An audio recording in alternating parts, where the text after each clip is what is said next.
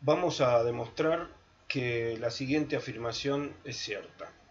Dada una mezcla de gases ideales en la que al menos uno de sus componentes tiene un exponente para su adiabática reversible distinto al del resto, entonces cada vez que esa mezcla evoluciona según una adiabática reversible, al menos uno de sus componentes lo hace con calor específico negativo.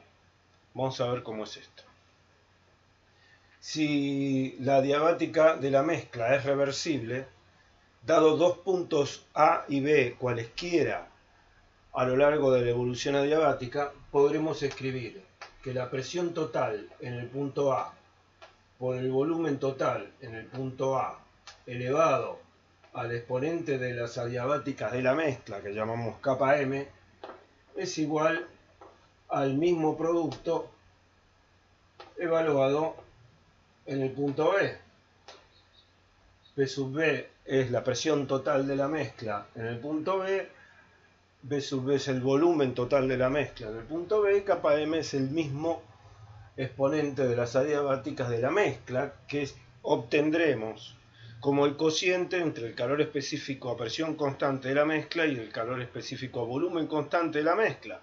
A su vez, cada uno de estos calculados como el promedio ponderado en peso de los calores específicos a presión y volumen constante respectivamente de cada uno de los componentes de la mezcla. Bien, ahora, siendo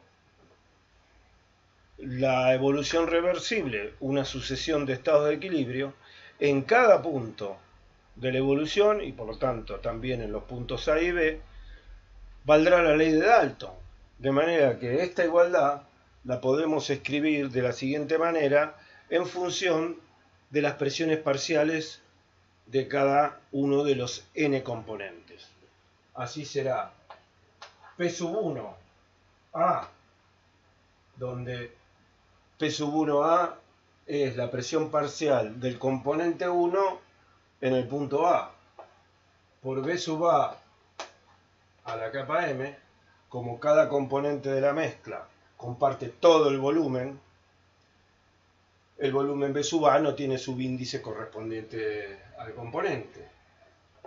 Y tendremos n términos hasta que el último será P sub NA por B sub A la capa de la mezcla igual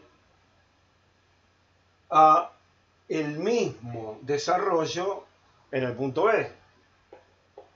P sub 1B por B sub B a la capa de la mezcla más el último término P sub NB por B sub B a la capa de la mezcla. Ahora bien, dado que esta igualdad tiene que valer para cualquier par de puntos A y B, para cualquier capa M que obtengamos para una dada mezcla, esto quiere decir para cualquier proporción de los componentes de la mezcla y para cualquier par de puntos, la única manera es que esta igualdad se satisfaga de a pares de términos para el mismo componente. Es decir, tendremos que poder escribir que P sub I A por B sub A a la capa de la mezcla es igual a P sub I por B sub B a la capa de la mezcla. Es decir, que válida esta ecuación, cada componente de la mezcla realiza una politrópica reversible con un exponente n igual al kappa de la mezcla. El n será el mismo para cada componente, pero esto significa que cada componente realizará una politrópica con un calor específico distinto y que podremos calcular, porque será kappa m igual a C sub i menos CPI sobre C sub I menos CBI, donde CPI y CBI son los calores específicos a presión y volumen constante respectivamente del componente I, y C sub I será el calor específico que resulte tener ese componente en la diabática reversible de la mezcla, tal que el exponente de su politrópica sea kappa m. Ahora bien, estos calores específicos no serán nulos. Y no siendo nulos, necesariamente tendrá que haber algún calor específico negativo. ¿Por qué? Porque la mezcla realiza una evolución adiabática. No hay calor intercambiado entre la mezcla y el medio. Pero si los calores específicos de cada componente no serán nulos, habrá intercambio de calor entre los componentes. Algunos cederán y otros absorberán. Y la suma de lo que absorban será igual a la suma de lo que cedan, pero todos varían su temperatura de la misma manera, de manera que necesariamente algunos componentes absorberán calor enfriándose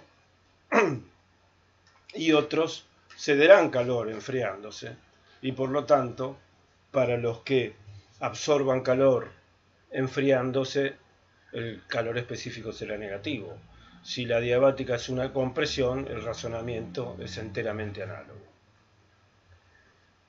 Pero hay una pregunta adicional que podemos respondernos con un razonamiento de carácter conceptual como el que hemos hecho hasta ahora.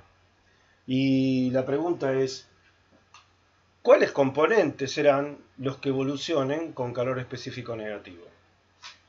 Si imaginamos la adiabática reversible de uno cualquiera de los componentes graficada en un diagrama presión parcial del componente I, volumen total, podremos dibujar la isoterma de ese gas, podemos dibujar la adiabática de ese gas correspondiente al kappa I, ¿no? Y podremos dibujar la politrópica de ese gas de exponente kappa m. ¿Por dónde pasará?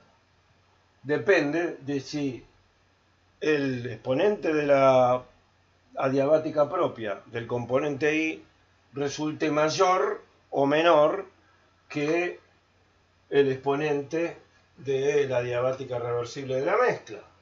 Si imaginamos que el exponente de la adiabática propia del componente es mayor que el exponente de la adiabática de la mezcla, la politrópica de kappa m en ese caso quedará comprendida entre la adiabática propia y la isoterma. Y este componente, el componente I, si tiene exponente de la adiabática propia mayor que el de la mezcla, evolucionará con calor específico negativo. Para los componentes en los que esta curva quede fuera del área comprendida, de la zona comprendida entre la adiabática propia y la isoterma, el calor específico será positivo.